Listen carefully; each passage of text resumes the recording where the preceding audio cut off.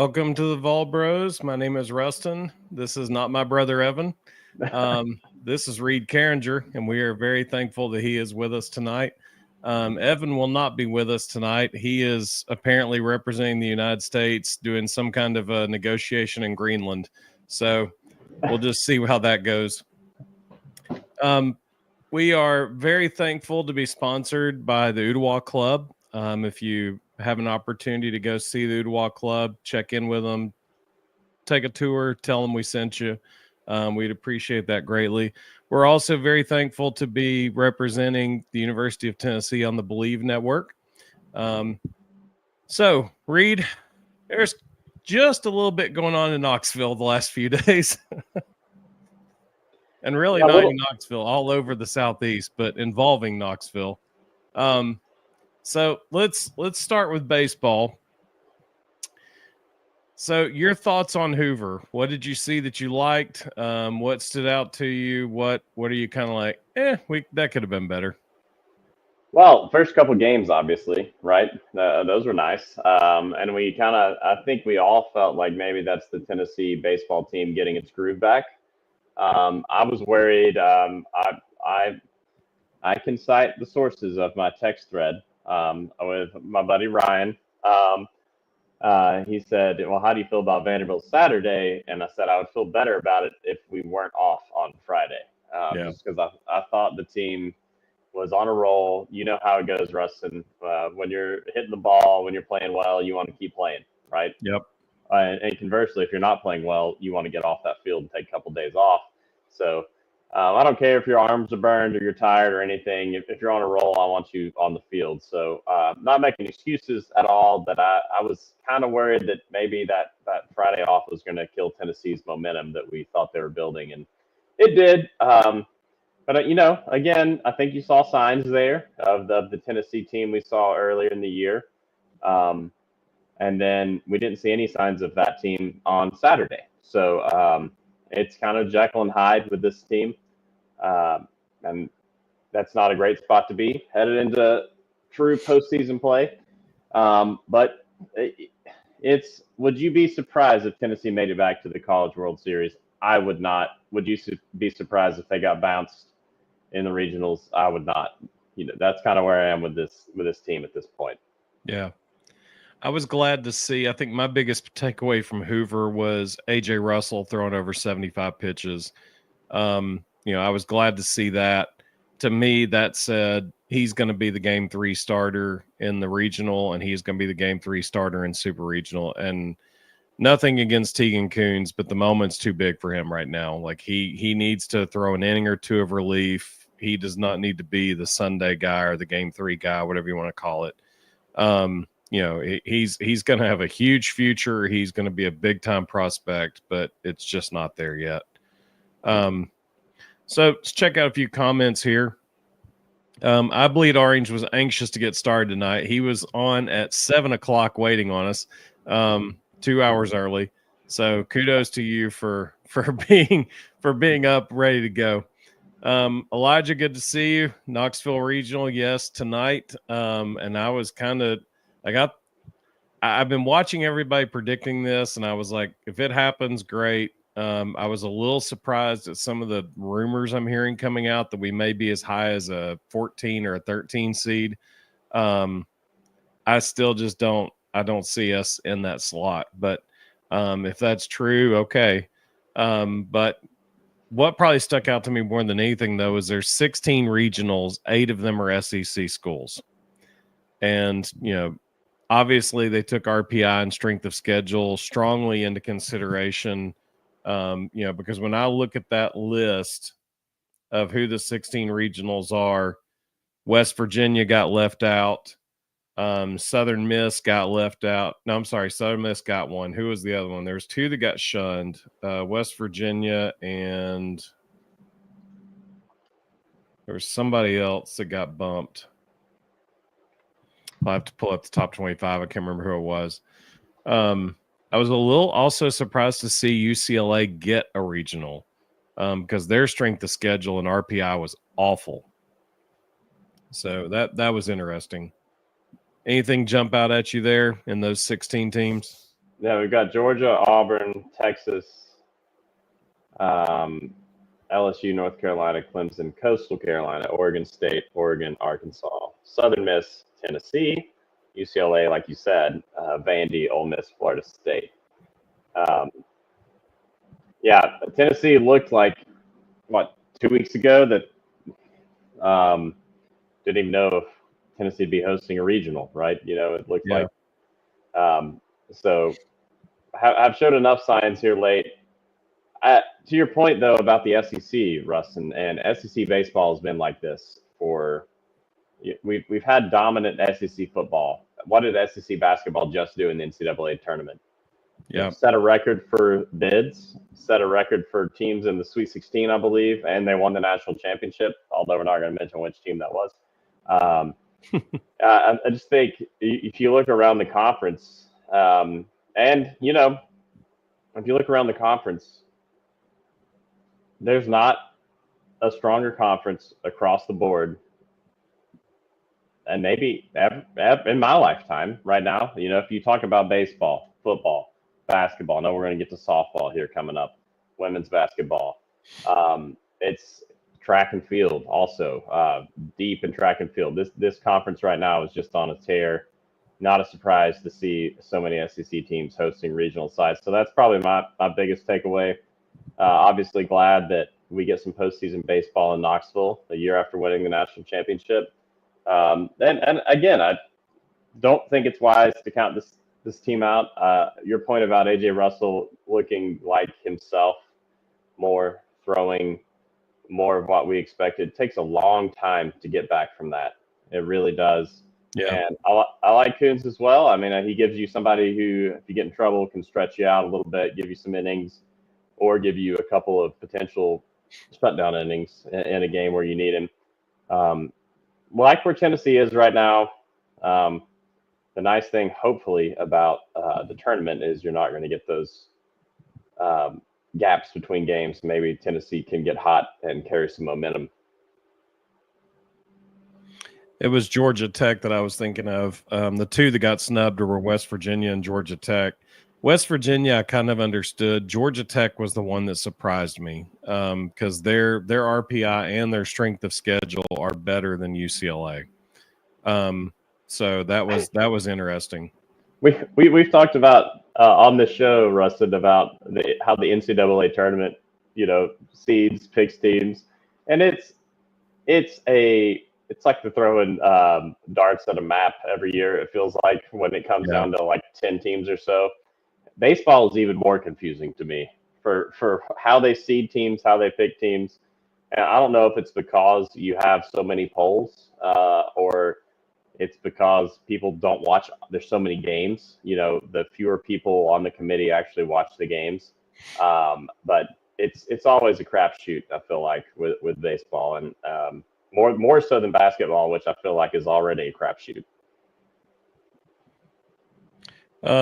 It'll be interesting to see. Here's the weirdest sentence of the day. So the SEC gets 8 of the regional sites, the ACC gets 3 regional sites, and the Big Ten gets 2 regional sites at Oregon and UCLA. Classic Big Ten country, right there. Yeah, nothing screams Big Ten baseball like Oregon and UCLA. Maybe they'll get Nico to throw out the first pitch out there. We're going to get to him in a second. I'm feeling snide tonight. I'm sorry, guys. No, I've got some real interesting questions for you about him. All right, so Jonathan, glad you're here. Hello, Evan, Ruston, and Reed. Evan's in Greenland negotiating a deal for the United States, so he's not here tonight.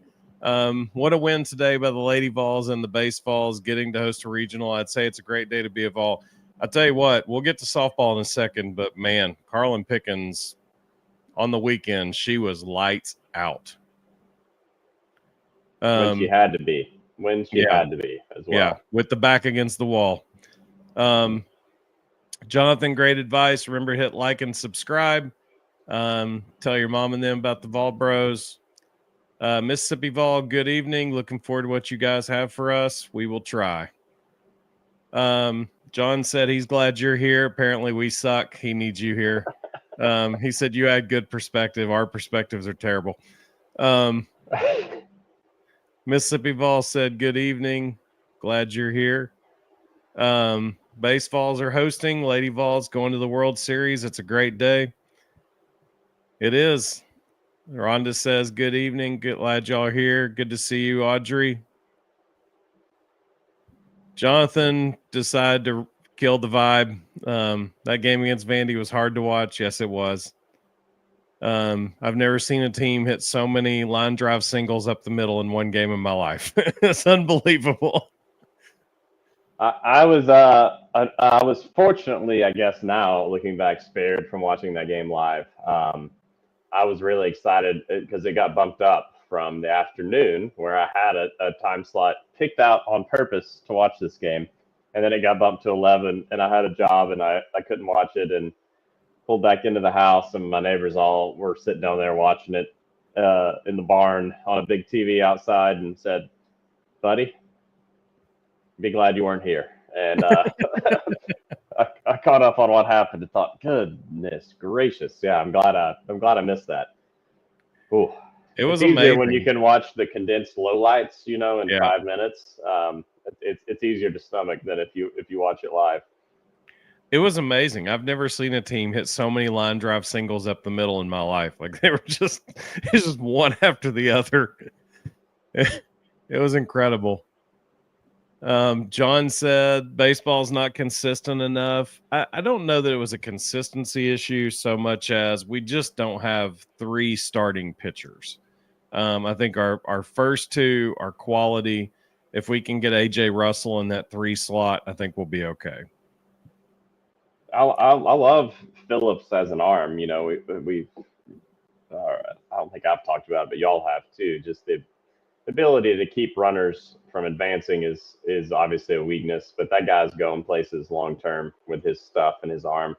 So yeah, that third starter's that's a big spot potentially for Tennessee to change it up headed into the NCAA tournament play, which is what matters apparently. So we'll see. We'll see. Not a bad spot. Not a bad spot. I think if you took a straw poll of all Vol fans, we probably feel better today than we did 2 weeks ago about where this baseball team is. Yeah, for sure. Herb mentioned that SEC 16 has a prediction of NC State as the 2 seed, ETSU as the 3 seed, Miami of Ohio as the 4. I'm going to tell you right now, if that's what it ends up being, we'll be playing ETSU for that regional championship. That ETSU team right there can swing it. And that NC State team is very overrated. So that would be very interesting if that were to play out in that way. And then he said they've got us paired with the UNC regional. I've been saying for 2 weeks, if there's a regional we want, it's Chapel Hill. If we're going to go to a super regional on the road, the one we want is North Carolina. We can absolutely beat them. Also, that's, travel distance for Tennessee fans. A lot of Tennessee fans in the state of North Carolina as well. So wouldn't mind that. And I'm with you on ETSU. We saw what they did early in the year, right? Tennessee fans. And they were, I don't know what the updated stats are, but I know for a lot of the year they were leading the NCAA in home runs. Match the baseball. So a lot of good baseball played in East Tennessee. Yep. Eric says, hello, good to see you. Yes, Tennessee is hosting. Eric decided to use every emoji he had at his disposal. For those of you who don't have that, if you become a channel member, you can get access to those. Where is Evan? So I jokingly have said, so I'm not going to say where he is, but he's traveling. And I jokingly said he's representing the United States to negotiate a deal for Greenland.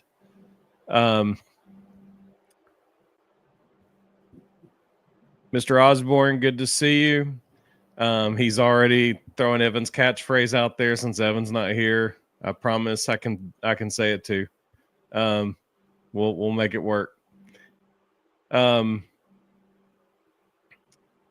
So this is true. Herb said that according to SEC 16, it's actually not the SEC, it's the National Committee. They try to keep teams within 375 miles of busing teams to regionals to save money. That is true. Some of the mid-major teams travel on buses. They don't have the ability to do anything else. And so they do try to stay within a mileage distance to make sure that it is travelable and easy. You got to remember, this isn't basketball. You're not jumping 20 people on a plane and taking off. It's there's a lot that goes into baseball travel, a lot of people involved. It's almost like traveling, not quite football, but it's a big number. So buses do tend to make more sense. Non-revenue sport for a lot of these programs as well.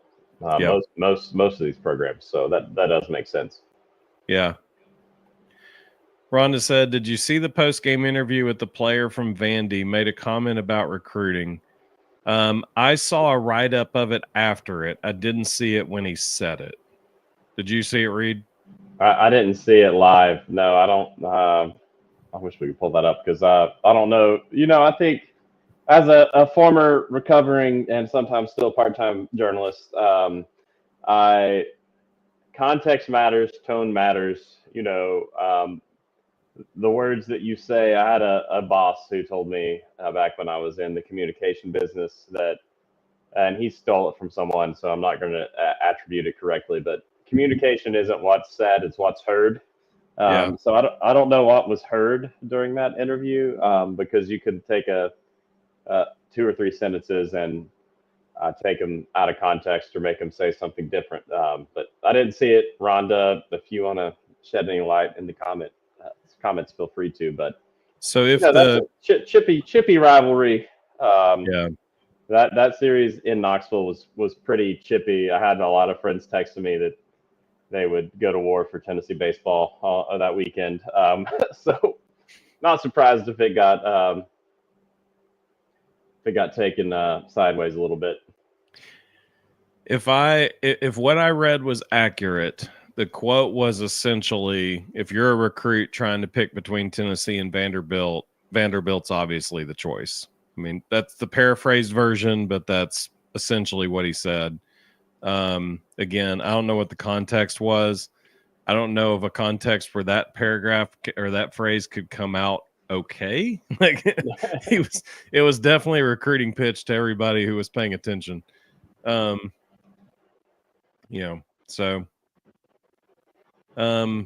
Billy, good to see you.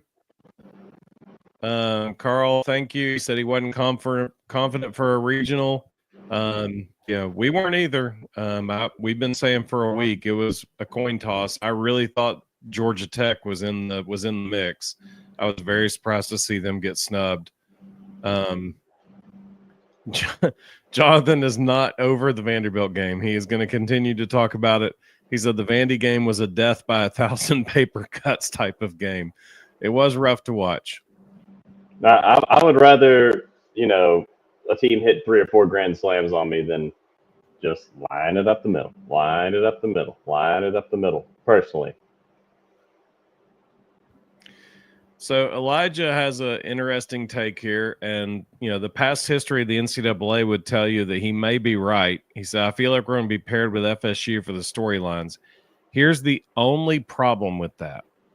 Right now, the way it lays out, Florida State's probably going to be the overall 7 seed.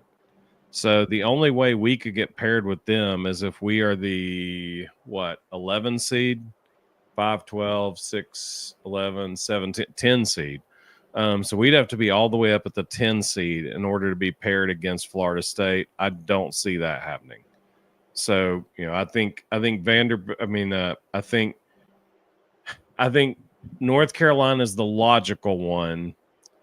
Now, if you want to talk storylines, what they could do is make us 14 and make Arkansas 3 and make Tony Vitello go play his former boss in Arkansas. That's the storyline they'll probably go after. It sounds like something they would do, right? Yeah. That they love a storyline, no matter you're talking baseball, softball, track and field, whatever. it is an entertainment business. Yep. That was one of the things that I think we as fans can tend to forget. I want to push back on that comment from the Vandy player there a little bit. Tony Vitello in Tennessee, the last 5 years have won a national championship. We were there. We watched it less than a year ago, and they've averaged 51 wins over 5 seasons.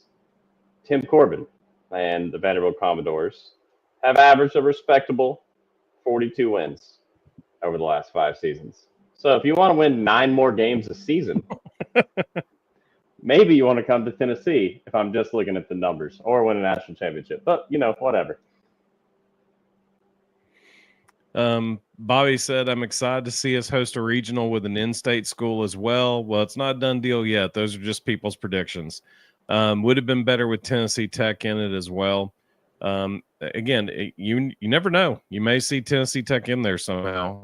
It's tomorrow at noon we'll know exactly what's going to happen. But at this point, all these people are just guessing. Rhonda said, I was right about that Vanderbilt player's comment. And she said he said it very smugly and he was not being pushed, that it was definitely the way it came out. Tony, good to see you. Liam with 2 straight tough outings is a little concerning. Also, getting old by Andy was ridiculous. Liam's pressing a little bit, it feels like. Early in the season and even mid-season, he was running his fastball up in the zone, getting them to chase, and then hitting them with the slider down and in. I think people have kind of figured out that's his MO, so they're starting to lay off the fastball elevated and waiting on him to bring it down in the strike zone.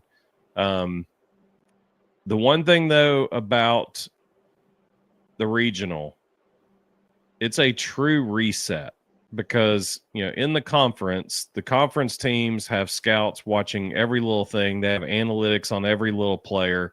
When you get to the regional and you find out on Monday who's in your regional, you can't scout enough in 3 days and you can't communicate it enough in 3 days. And so, the things that worked early in the season for him, you will see them work again because teams just aren't going to be prepared. You can't, let's say they do get Miami of Ohio in round 1. Miami of Ohio's coaches can't in practice go, hey, listen, he's going to throw 98 to 100 at your eyes and we're going to lay off of it. You can't, it's just not something you can replicate. You can't talk about it. It's just something they have to experience. And it's going to take those guys a long time to adjust to that.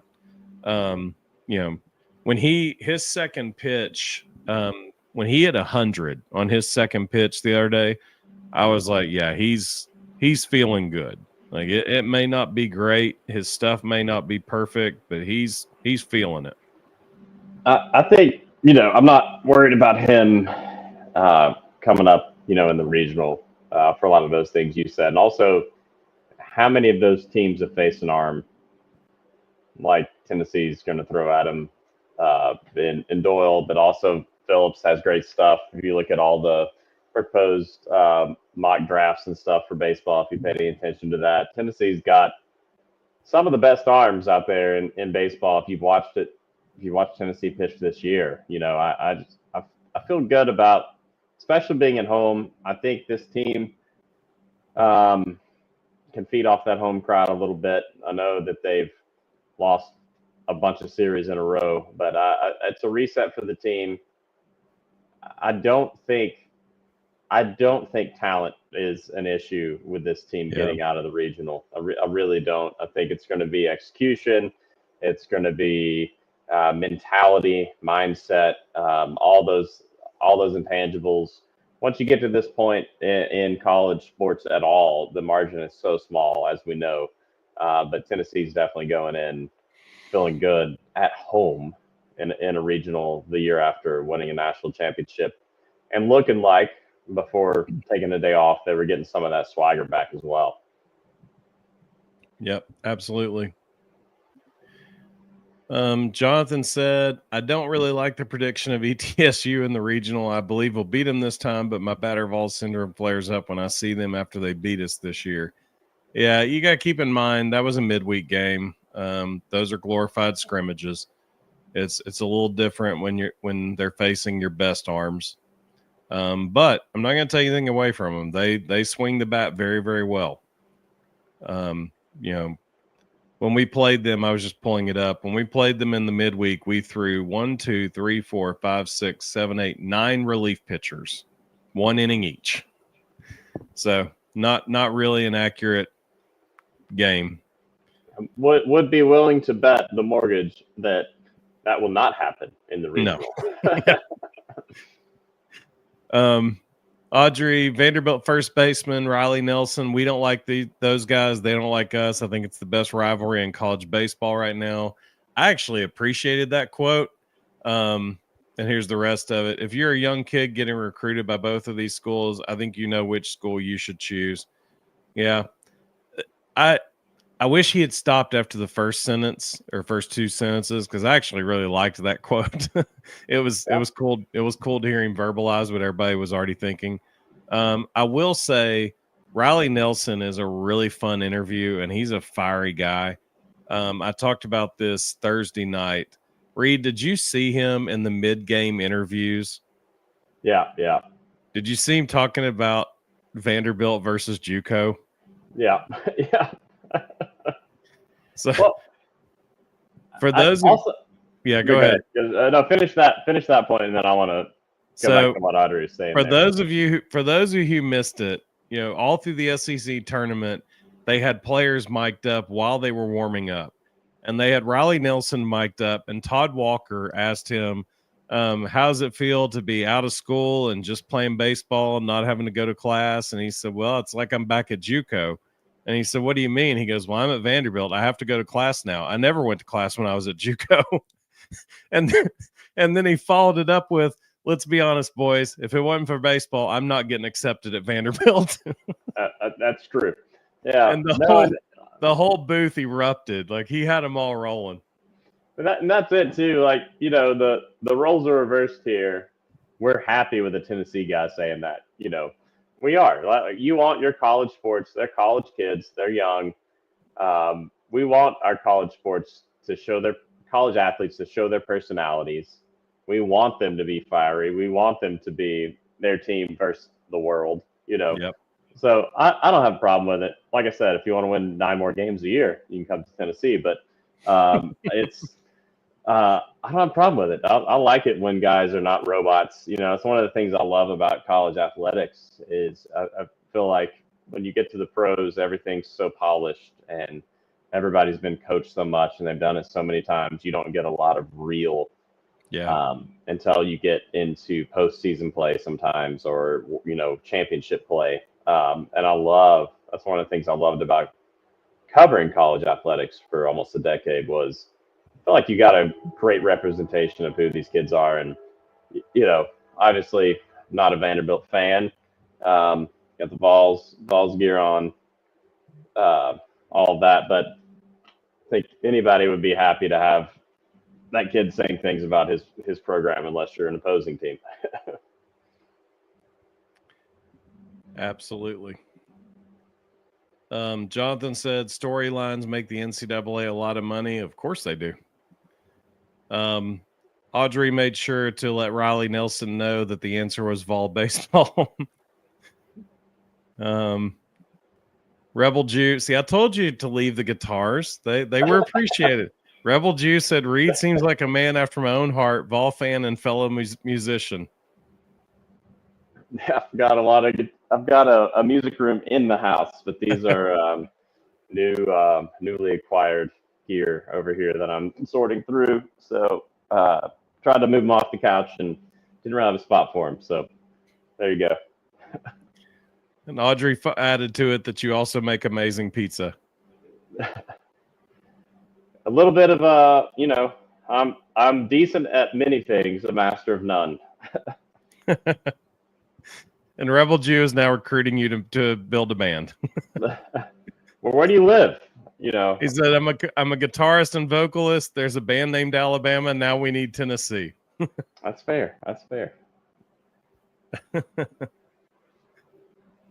Oh, Audrey wants Lindsey Nelson at capacity. I do not think that's going to be an issue. I think that place is going to be a madhouse. Surely, the big donors will either show up or give those tickets to fans who will. I'm not a baseball season ticket holder currently, but I did sit in some of those seats behind home plate because of friends of friends who said, hey, they're not using their tickets. They want somebody in the seat. So hopefully that will happen this week coming up. I would bet that's what happens. Yep. Brennan said, glad Reed and Ruston are here. Evan's a slacker. Make sure you tell him that when you see him next. I should text him right now. Tony said he's curious what your thoughts are on Dean Curley on defense. I know Tony V is going to ride with him, but he's hurting us right now. Great question, Tony. And I've gone back and forth on this the last couple of weeks because, on the one hand, I love Tony V saying, that's my guy. I'm riding with him to sort it out. I love that. That's who you want to play for. On the other hand, maybe that guy needs a minute. Maybe he needs a little reset to get his mind right. It just everything's out of rhythm. Now it looks like he's pressing. Don't think it's baseball yips. Don't think it's that. It just seems like he's kind of in his own head a little bit, and I don't know him personally, so just as a little closet psychologist here, I would say this doesn't seem to be working at this point in time for either Curley or Tennessee. So maybe he needs a couple games to sit, get his mind right, reset, get kind of out of that flight zone and get back to neutral. What's weird to me is, Levi Clark has played left field. Dalton Bargo has played third base. What's bizarre to me is the guy is clearly struggling. He's clearly got some mental things going on. Why not let him DH? It doesn't change your batting order. It doesn't change anything. It's just a defensive switch. Let Manny Marin slide over to second. Let Bargo play third. Let Levi Clark play left, and let Dean DH. It's been interesting. Again, we never know what's going on inside the locker room, and it could be guys in the locker room. Tony made the comment after he left Brandon Arvidsson out there a little bit too long. He said they came in the dugout going in the ninth inning, and he said if I had pulled him out, that dugout would have murdered me. So you never know what's going on in the locker room. You never know how guys feel about each other and how they view each other. And, it's very possible that people in the dugout are looking at him and going, he's going to play his way out of it. Leave him out there. It would be interesting to know. I would rather, if you gotta hedge one way or the other, if you've got to hedge from, we're going to take a manager that over manages the roster, or one that says, I'm going to stick with my guys. Those are my guys. I'll take that one every time. Yeah. Just over the course of a season, 5 seasons, a career. That's what I want. I get so fed up sometimes with watching Major League Baseball and these managers. I feel like just over managing, overthinking everything. So I understand it. I don't know that it's going to work out. I hope it does for Curley this year. But just philosophically, that seems to be Tony's thing is, hey, I'm going to ride my guys. And there's a lot worse ways to be in your life. I think sometimes major league coaches overmanage to justify their purpose for being there. Right. These pro guys just go out and do their thing, and they don't really need anybody to tell them what to do other than make the lineup card. Well, we see it in college football. What are we talking about all the time in the falls? Like, hey, it's 2nd and 1. Maybe just get the first down. Yeah. We don't have to get too cute here. Let's not overthink Yeah. it, guys. And all these coaches going galaxy brain, losing 13 yards and turning the ball over, and you think, what are we doing? Yep. So Rebel Juice trying to coordinate this band. He said he's in West Tennessee in Lake County. So that's probably 6 hours from you. So just figure out what's that 3-hour midway point. And we can make this happen. I don't think there are any good bands in Nashville, so we can just make it happen there. I think I can get to Canada quicker than I can get to Lake County from where I live. So, but if you're ever in East Tennessee, for real, look me up. We'll get together and pick a little bit. Be fun.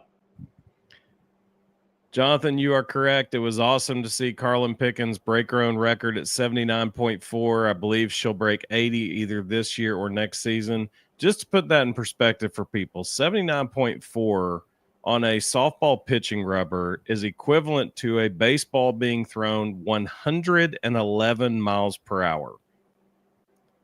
Okay. And think about when Ben Joyce was hitting 104 and 105, everybody was losing their minds. Imagine a pitcher hitting 111. And I agree, Jonathan. Another year in the weight room, she will throw 80. She ain't far from it. It ain't gonna take much. Reed, I don't know if you saw it or not. There were some trolls from other schools tonight asking what radar guns are they using. And it's like, dude, this is TrackMan. It's literally GPS. I am still unfortunately blocked on the app formerly known as Twitter by Tom Hart, because do you remember that a couple of years ago and they were, I'm not sure it's that fast. I don't think it doesn't look that fast in the booth, blah, blah, blah, blah. I'm like, what are you doing? You in the broadcast, what are you doing? Because it's not like they're shelling it. They weren't hitting it. I think it was Dolan. Well, I'm not sure. And my favorite part is it's not like there's some random dude behind the backstop with a Bushnell and they're like zooming in on his screen. Oh, I think that was 104. It's literally TrackMan. It is a scientific product designed to track the ball. Drives me crazy. So yeah, that brought back memories. But no, I was thinking about her in context with the most dominant college athletes of my lifetime. And she's up there. I don't know if that's a conversation to be had, but as far as most athletic, great stuff, comes through when you need her in the clutch, she's up there. So let's transition to softball, because that was an extremely impressive performance by Carlin Pickens. I'll tell you, Thursday, my batter ball syndrome was flaring up pretty good, especially after they beat us 7-1 in the opener, and then to come out there Thursday night and beat us 5-2. And we did not look like we were going to handle Jordy Ball well at all. And just to be honest, we didn't handle her well the next two games either. Carlin Pickens was just better. And, so go out there down 1-0. Then Carlin Pickens comes out in game 2, strikes out 11, only allows 2 runs, and we win 3-2. And then today, just incredible. Ella Dodge gets a first inning home run, and that's all Carlin Pickens needed. Carlin goes out there, throws a 2-hitter, strikes out 10. Just unbelievable outing. You talk about a player putting her team on her back. That's putting a team on your back right there. I think everybody was sweating except her. Is what it looked like. And that comes after taking the L earlier in the week, giving up 5 hits yesterday? Yeah, yesterday, and then 2 hits today, and that was also, if you remember, to open the season. Yeah, February 6th, 5 innings, 5 hits, 5 runs. No earned runs, but 5 runs. This Nebraska team had kind of given her trouble more than maybe anyone else all year. And today, when you had to have a win, she came through and shut them down. Period. Yeah, I'm not a great mathematician, but when you don't allow a run in baseball, I think softball, your chances are pretty good. Probably the most impressive part of it to me. So, aside from the fact that in game 2 and game 3, she had 21 strikeouts to 1 walk. That's a pretty good strikeout to walk ratio. Jordy Ball and Ava Kuzak, who are probably Jordy Ball is one of the best hitters in the country. You put her and Ava Kuzak in the same lineup, and you've got arguably 2 of the top 10 hitters in America right there. In game 2 and game 3, they were 3 for 12 combined. Pretty good. Just unbelievable performance by Carlin Pickens. Elijah said there was a Nebraska beat writer saying the radar has to be messed up, and then released an article about how impressive it was for Jordy to foul the ball off. Once again, as a former and recovering and part-time journalist, those are the type of things that I hate to see written. But Pickens this year, Arkansas scored 5 on her twice. Her previous season high was 5 to Nebraska to start the year. So this is a team that has given her trouble. Got 5 on her on Friday as well. So 2 of her top 4 runs allowed this season have been to Nebraska, and then you're down a game, got to win 2, gives up 2 runs the next 2 games to the team that had scored 10 on her previously in 2 games. So it's not just her stuff, it's not just her athleticism, it's not just the strikeouts, it's not just the lack of walks, it's her ability to barrel down and come through in the clutch when Tennessee has needed it. Yeah. People don't understand it is really hard. Softball pitching in general, it is, in my opinion, one of the hardest things to do. The mechanics of it are weird. It's hard to stay consistent. It's real easy to be wild. The fact that she can throw as hard as she does and hit locations is just incredible. I mean, she's a true generational talent. Like she is a 1 in a million. Elijah, absolutely true. Today was unbelievable. The defensive plays that were made were wild. Yeah, they definitely stood up behind her. They did a fantastic job. Jonathan said, I would say she was amped up for this series. She was locked in all weekend. Pickens against Ball was everything it was cracked up to be. Pickens was lights out Saturday and today. Yeah, we said it Thursday. Carlin Pickens against Jordy Ball was going to be must-see TV. You got arguably the 2 best pitchers in America going head-to-head. I'm glad our pitcher came out on top. Rebel Jew is going to make this happen. He said, I know folks in Clarksville. There we go. Well, and his wife's on board too. She's dropping him off for a week. I think she's just trying to get him out of the house. Yeah, Elijah said Carlin has that dog in her. That's for sure. There was a couple times, I like my pitchers to stay even. I like a little bit of emotion from time to time, but I don't want to see roller coaster emotion. And she does a pretty good job staying even. But when she gets fired up, everybody knows she's going to make it very seen. That getting out of the bases loaded jam there. What was that in the 5th today? Yeah. That was huge. My neighbors, we were sitting over there watching it yesterday. I had a little cookout in the neighborhood, had it on the big screen, and we were all talking about, man, I'd probably be a really good basketball player too. Maybe get Kim Caldwell to give her a call. True athlete at the position. Jonathan likes your recovering journalist comment. Herb said it's going to be a wide open field in OKC. That's for sure. We'll talk about that in just a second. Elijah said when she got that strikeout with the bases loaded and had almost no reaction, I knew she wasn't going to lose. Yeah, so let's go back to Herb's comment. Let's talk about that wide open field. So this is the one area of college softball and college baseball that I really wish they would change, but they're never going to. They leave the brackets alone even when you get to the next phase. So if you have a ton of upsets in one side of the bracket, which I mean, it's the same as NCAA basketball, but it is a different sport. I wish when they got to the championship level, the College World Series, this College Softball World Series, they would reseed them, but they don't.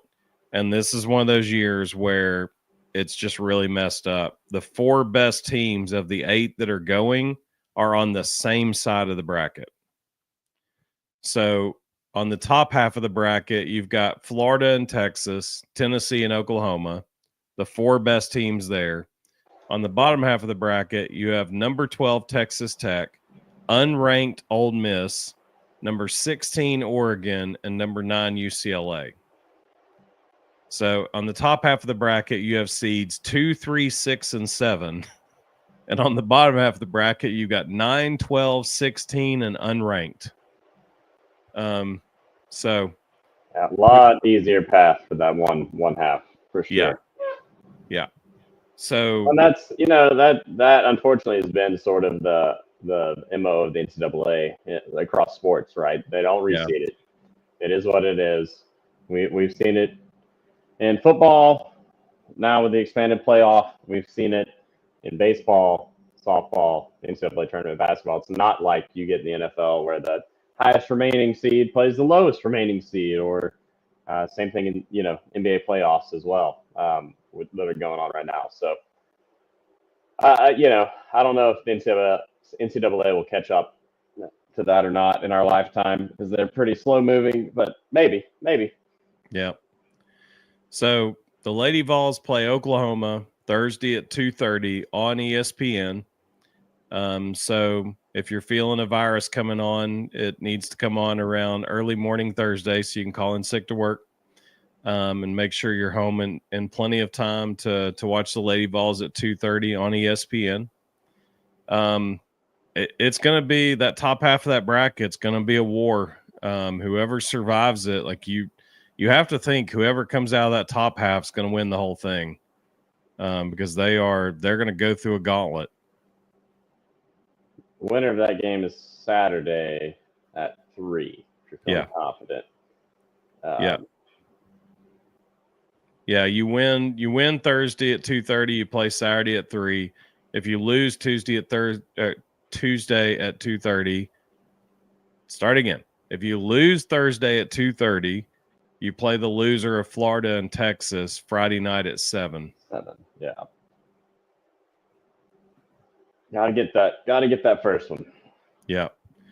The College World Series, it's all about winning game 1. If you get in the losers bracket, it's really hard to come out. You've got to win game 1.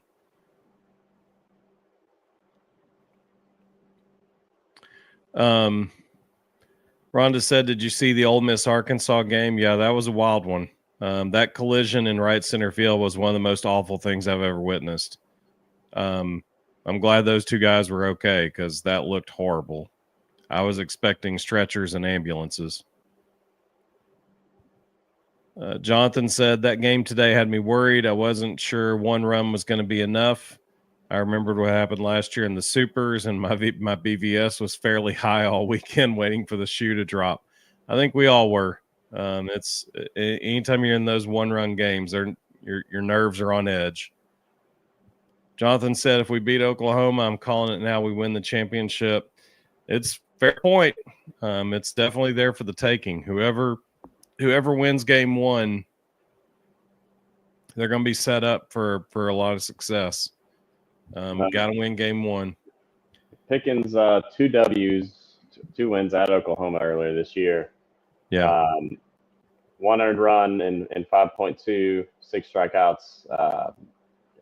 the end of March, and then 2 days later, 7 innings, 3 earned, 6 strikeouts, 2 wins for the good guys, good gals there. So yeah, if I remember correctly, we hit the ball well at Oklahoma, didn't we? Didn't we swing it? Yeah. And that that bodes well for this series. That we've seen their pitching and we already hit it once, so. We're peaking at the right time. There's no doubt about it. We're doing the right things and getting the job done. 5-2 and 5-3 wins there for the Lady Balls. Yep.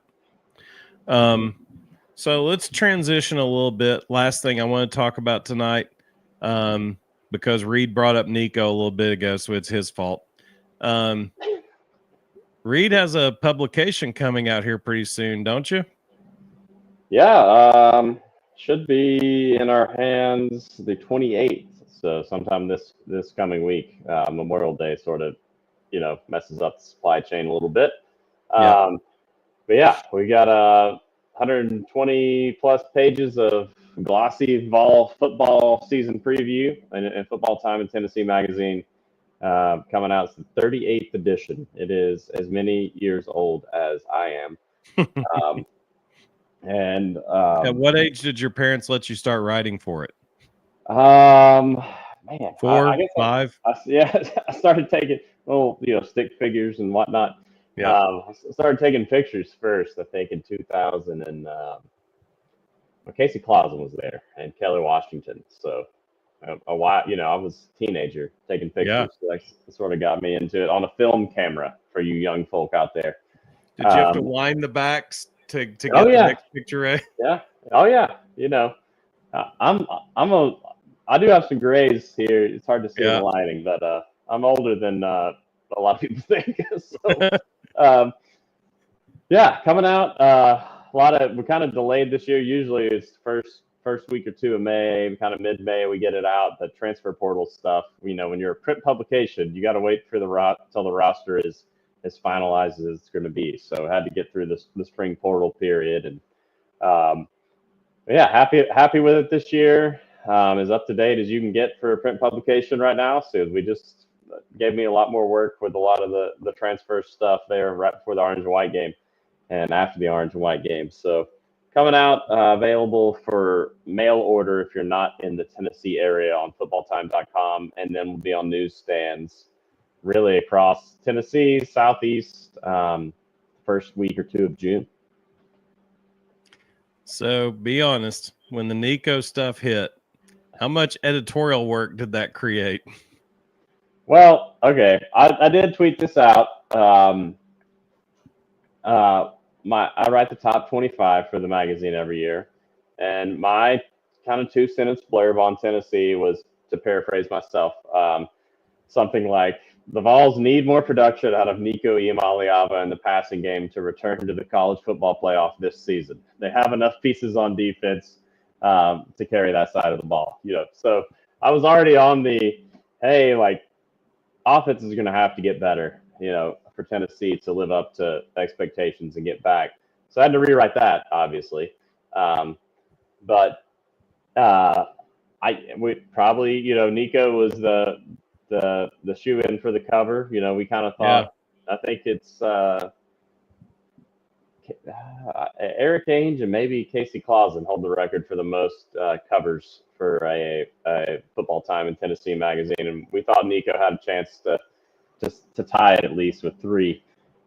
But ended up going with Arian Carter, Tennessee's leading tackler, this year, kind of counting on the defense to lead the way. Happy with the cover and happy with the magazine. But yeah, it was not, in addition to being frustrated by the state of college football, Ruston, I was not happy about college kids and or their entourage giving me, a dad of small children and a business owner and a farm owner, more work to do. So how much Joey Aguilar coverage can we expect in this episode? Yeah, it's going to be.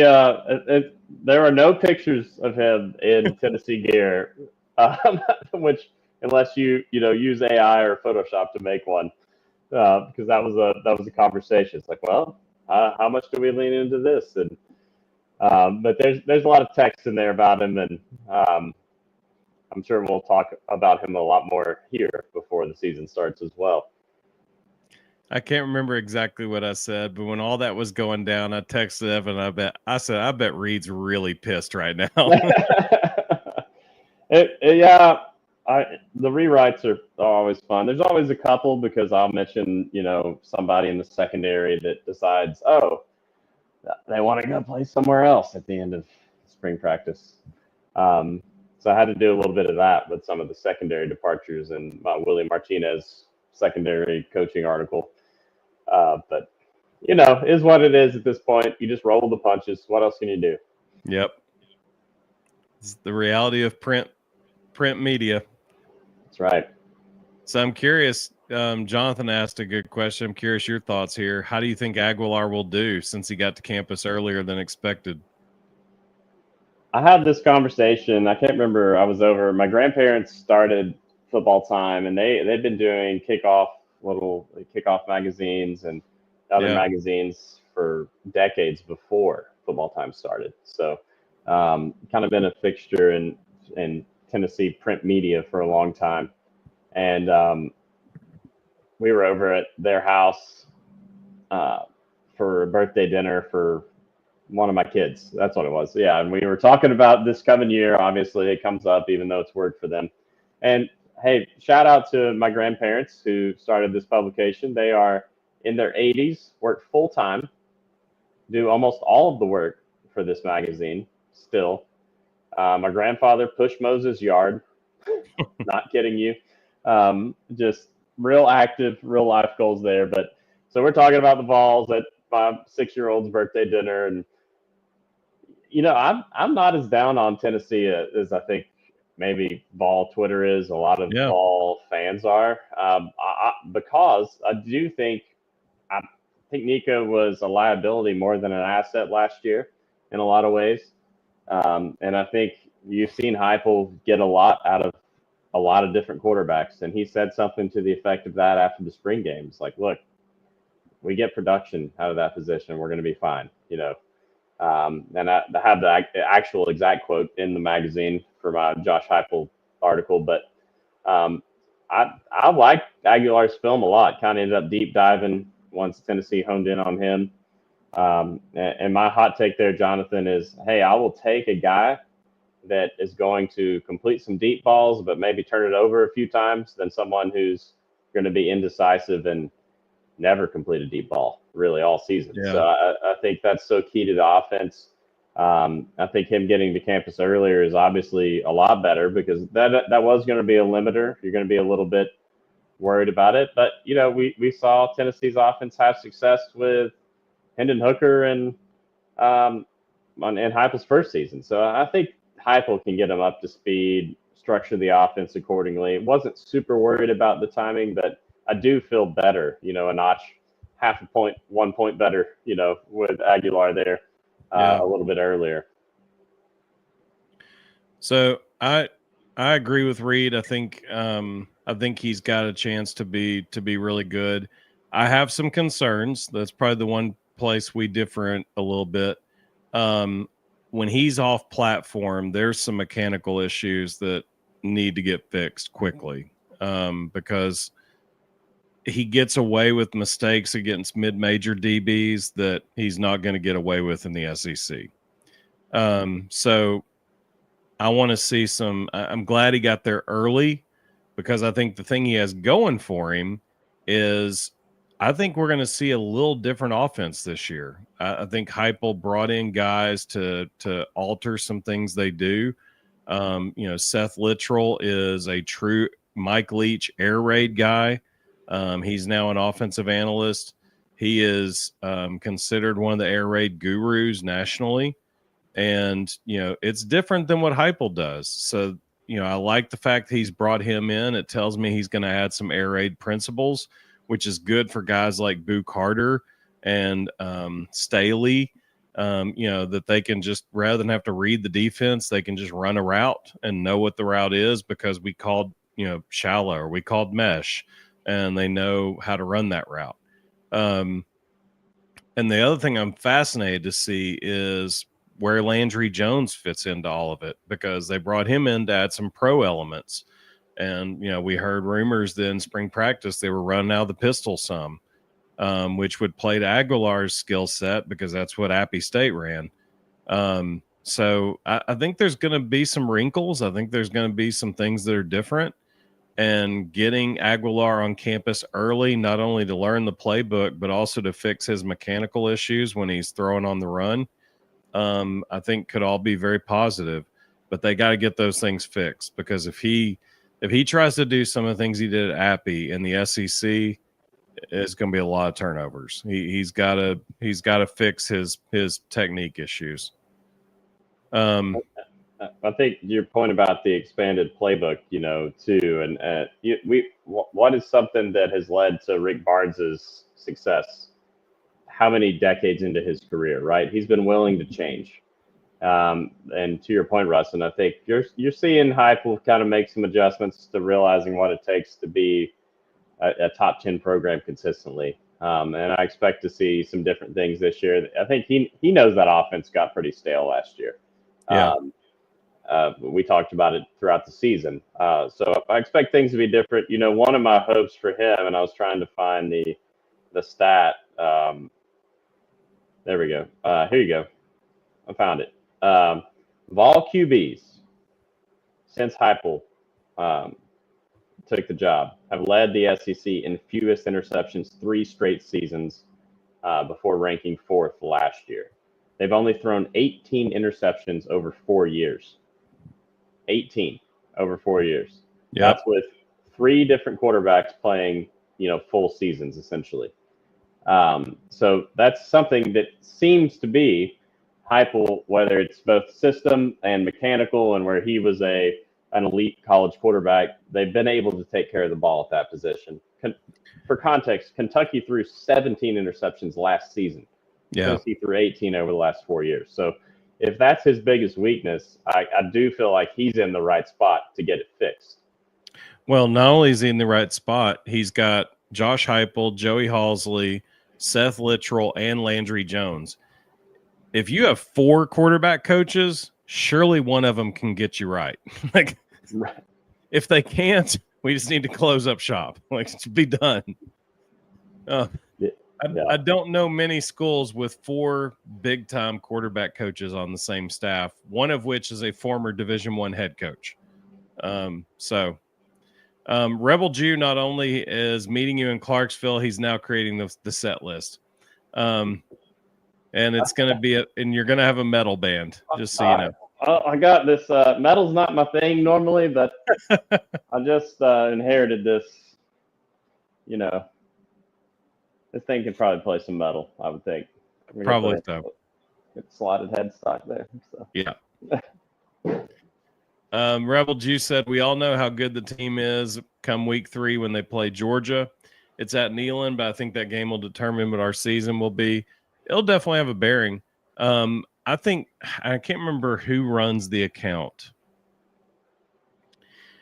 You've all seen it. On X, there's an account that gets anonymous comments from coaches around the conference about each other. It's SEC Mike, yes. Athlon Sports, preseason stuff. Yeah. Good follow there. The recent comments about Georgia have been fascinating. The rest of the conference doesn't view Georgia as a power this year. They think they're very beatable.